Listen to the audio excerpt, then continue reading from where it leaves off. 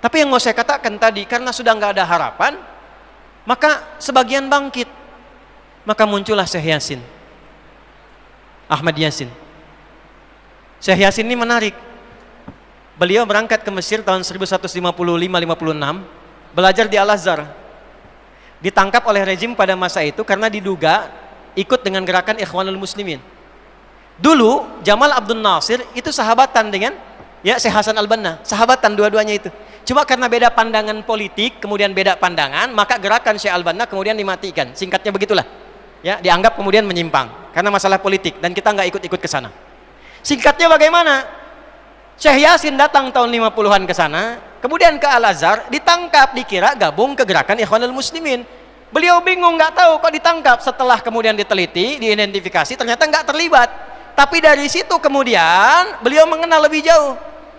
Ikut ke situ, ikut gerakannya, ikut kemudian apa yang dilakukan dari gerakan-gerakan tarbiyahnya sampai pada tanggal 14 Desember tahun 1987 ketika melihat realita tidak ada yang berjuang lagi, sementara anak-anak ditawan, perempuan dibunuh, orang di jalanan ditembak begitu saja, masyarakat dipecah belah, Al-Aqsa semakin digali semakin dekat, tidak ada yang mempertahankan, sementara dunia Islam di luar tidur semua.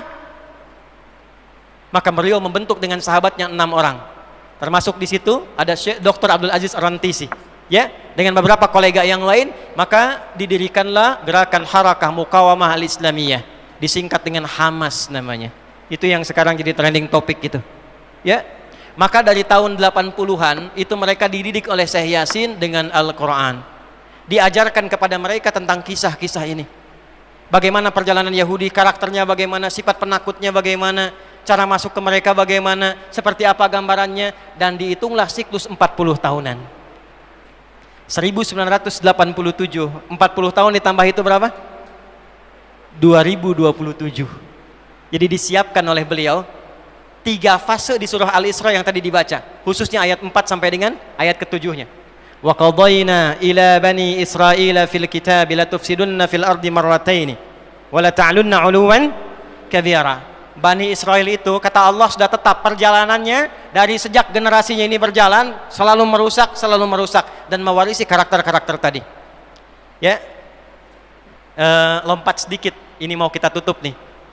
Masih ingat ayat di Quran Al-Baqarah ayat 65? Masih ingat nggak? Ada sekelompok golongan Bani Israel dikutuk jadi apa? Kera. Antum pernah riset kera nggak? Ini saya ajarkan Al-Irsyad ya, sekolah Al-Irsyad Pak Abdurrahman ya. Anak-anaknya ajak ke kebun binatang. Ya. Keluarkan semua hewan yang ada di Al-Quran, riset karakternya di kebun binatang itu. Tanyakan pada pawangnya. Saya ngajar tafsir di Libya. Saya bawa anak-anak yang belajar dengan saya ke kebun binatang di Libya. Tugasnya satu, keluarkan semua hewan yang ada di Quran, lalu teliti karakternya. Kalau nggak tahu, tanyakan pada pawangnya.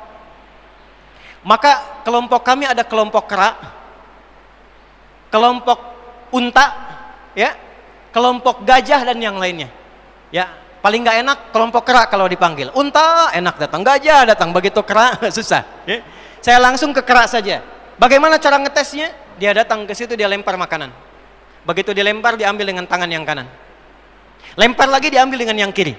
Lempar lagi, diambil dengan 2 kaki. Ya, begitu kawan sesama kera datang ke situ, dia usir. Tapi kalau dia lihat diuji di tempat lain dikasih banyak, dia usir kera yang ada di situ, dia ambil dan kuasai tempat itu. Itulah sebabnya kenapa Allah memberikan gambaran kutukan dengan kera, karena perilakunya sama-sama mirip. Kalau melihat kenyamanan, datang ke situ, keluarkan penduduk asli yang di situ, ambil semua barangnya. Kalau ada yang mau protes, habisi semua. Kera. Itu. Nggak percaya silakan cek. Ya, silakan cek. Maka apa yang terjadi? Kerusakan akan terus dibangun sampai ada kemudian ketiga fase. 3 fase ini sudah selesai 2, sekarang masuk yang ketiga. Maka yang ketiga ini, fa idza jaa wa'dul akhirati. Maka jika datang janji Allah yang terakhir untuk mereka. Apa fase yang ketiga ini? Ada 3 bagian lagi. 1, liyasu'u wujuhakum.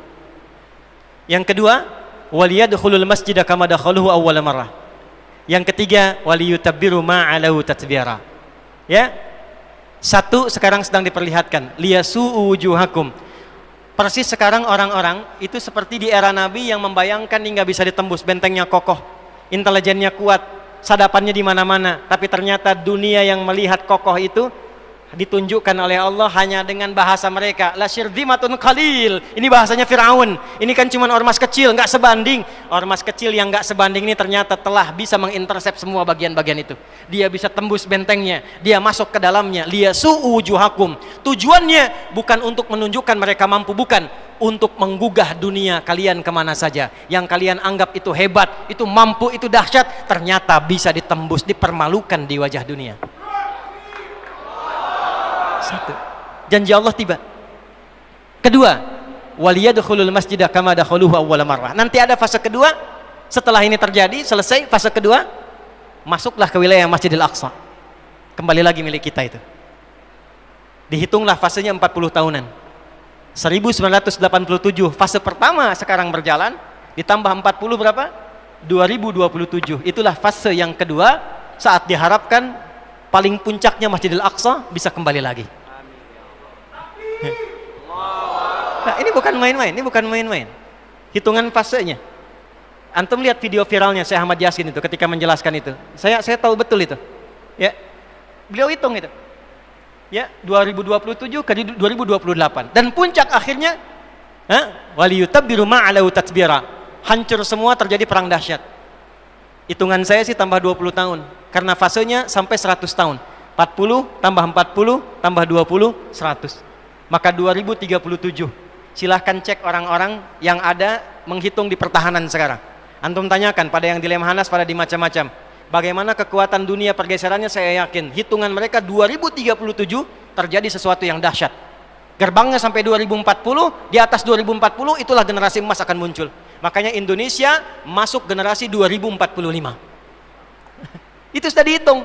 2030 pembukanya. Makanya sekarang punya visi 2030 semua. Saudi visi 2030, Rusia, Cina, Afrika Selatan, Brazil visinya 2030 dengan bikin bridge itu. Semua visinya ke sana. Dan yang paling dahsyat, hitungan itu secara spesifik isyaratnya sudah ada dalam Al-Qur'an. Dan ini bukan ilmu utak-atik, bukan viral TikTok. Ingat. Ini sudah sejarah yang berlangsung dari penelitian masa lalu. Maka wajar kalau sekarang mereka takut dikepung. Kenapa? Karena ketika Hamas datang dengan pasukannya darat, laut, udara, itu mempraktekkan surat Al-Hasyr yang sudah mereka pelajari bertahun-tahun. Datang lewat darat, lewat laut, lewat udara. Takut mereka semua. Maka dikontaklah kemudian kolega-koleganya. Datanglah kapal induk 2 dari Amerika. Satu lagi datang, Inggris datang, kemudian Kanada datang, Jerman siapkan pasukan. Kenapa? Karena trauma dengan pengepungan.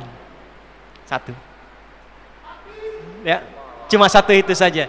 Ya, sekarang apa yang harus dilakukan? Doa yang terbaik. MUI sudah bikin fatwa, baru saya lihat fatwanya hari ini tuh. Fatwa nomor 83 tahun 2023. Kita nggak bisa berangkat ke sana, ya, jangan main-main. Jangan potong-potong video saya. Nggak boleh berangkat sembarangan karena gerbang pun ditutup. Antum belum nyampe udah mati duluan. Nggak boleh keluar tanpa izin pemerintah karena ada qadhi yang paling atas. Tidak. Ya, yang kita lakukan ada 3 bagian. Satu, doa. Yang kedua yang bisa kita mampu, kemarin alhamdulillah kita kirimkan bantuan kemanusiaan. Semua kompak. Ya, perlu Palestina sekarang yang menderita untuk menyatukan Indonesia. Presiden, menteri, ulama, macam-macam kumpul kirim bantuan. Apakah untuk kompak dan damai itu perlu penderitaan Palestina untuk menyatukan kita? 2 sudah. Yang ketiga, fatwa MUI sekarang. Produk-produk yang dijual di dunia ini yang hasilnya diperbantukan pada agresi Zionis, maka fatwa keluar MUI sekarang, haram hukumnya bagi umat Islam untuk mengonsumsinya. Allahu Akbar. Dan saya ikut fatwa itu. Bikin listnya, viralkan dari sekarang, list makanan-makanan, barang-barang semua yang dijual dari sana jangan konsumsi lagi, jangan beli lagi. Itu tekanan yang terbaik untuk melahirkan kedamaian saat ini. Kita tidak ingin ada rumah sakit, gereja, masjid dibom lagi, dihancurkan lagi. Caranya gampang, tekan semuanya sampai selesai. Ya, itu yang bisa kita lakukan. Karena itu, kalau ingin mengatakan kesimpulannya akar konflik di Palestina, maka kembali kepada hayalan para Zionis itu, hayalan mereka yang mereka menduga bahwa dengan menghadirkan kekuatan militer, kekuatan ekonomi menguasai dunia dengan mengeksploitasi area Masjidil Aqsa untuk bisa mendatangkan kekuatan dan kedamaian. Yang terjadi justru sebaliknya. Itu akar konfliknya yang mengarah kepada masa-masa yang lampau. Ini saya kira yang bisa saya terangkan.